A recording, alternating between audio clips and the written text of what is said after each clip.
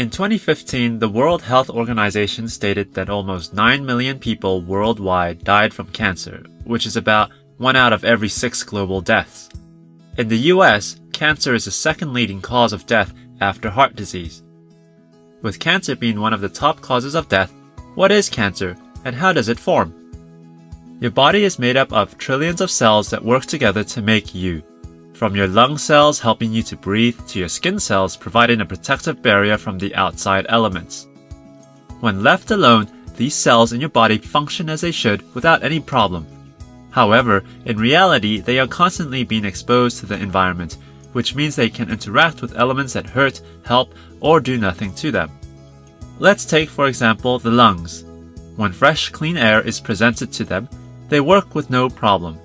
But when tobacco smoke reaches them, the smoke includes elements such as arsenic and tar, which may hurt them.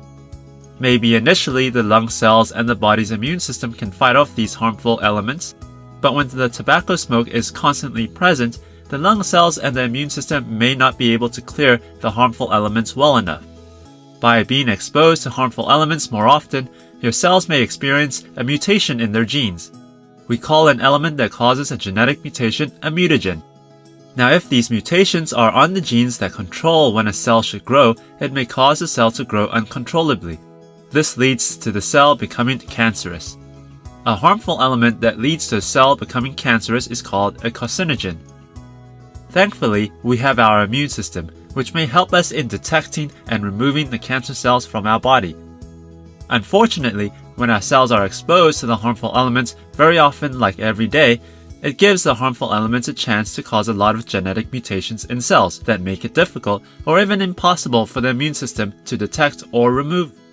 In this case, since the cancer cell is free from the immune system, it will begin to grow beyond what it normally should be. Over time, the cancer cell grows bigger and bigger, becoming a tumor, which may interfere with their neighbors and cause problems such as redirecting all the nutrients to it.